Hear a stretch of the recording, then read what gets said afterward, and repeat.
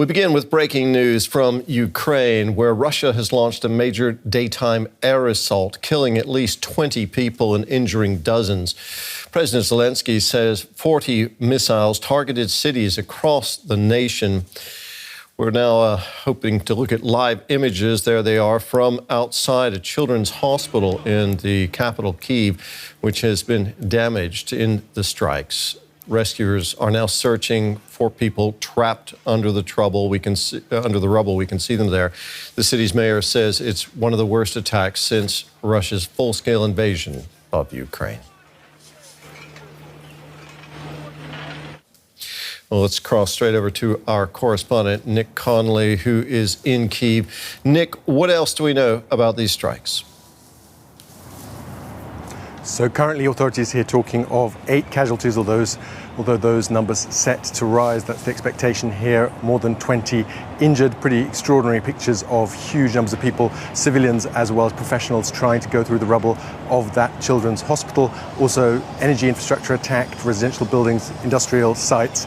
This was pretty big. It was mid-morning here in Kyiv. And normally this is the place in Ukraine that is best protected. And suddenly you had bang after bang after bang, lots of those interceptors, even here in downtown where I am now. And it really caught people off guard who in the last few months had got used to a bit of a more stable situation, at least here in Kyiv. And a reminder that nowhere really in this country is fully safe. What does this attack tell us about the state of Ukraine's air defenses, Nick? I think it tells us two things. On the one hand, it is an indication of the strength and the success of these Western-supplied air defense systems that Ukraine has, that Russia is resorting to fewer but bigger attacks. Basically, the tactic that it used at the beginning of the war, sending in a few ballistic missiles, won't work because Ukraine can shoot them all down. So what it has to do is send lots of different things in at the same time: drones, cruise missiles, ballistic missiles, to try and overwhelm the system. Lots of these missiles are also on very unusual kind of curvy trajectories, so they look like they're attacking one city and then they swerve and move towards Kyiv, for instance. So trying to keep the system here constantly under strain. But the fact that Ukraine has to shoot down these kinds of missiles over the downtown of its capital is also a sign of weakness, that Ukraine doesn't have enough systems to shoot down these missiles somewhere out in the countryside before they get to Kyiv. And we've seen that a lot of the damage done today has been from falling debris. So it's not just a question of missiles attacking and destroying a building, but also the debris then falling and costing lives. What impact are these attacks having on the morale of the people in Ukraine, Nick?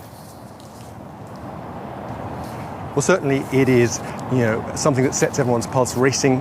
People having their coffees in the coffee shops downtown Kyiv, a normal workday morning, and then suddenly this. You can't realistically go down to the shelter every time. Sometimes you'll have 7 hours a day on air raid alert, so people do go about their lives. I think the interesting thing is that it seems to shock people, Ukrainians who've spent time outside the country, who maybe fled at the beginning of this war and then come back and haven't been here for the whole time. They seem to react most nervously to this, shock them the most. Also, lots of family plans. This is a country of divided families where lots of women and children are in Europe, and the fathers, grandfathers, the families hoping to see their grandkids over the summer for the holidays.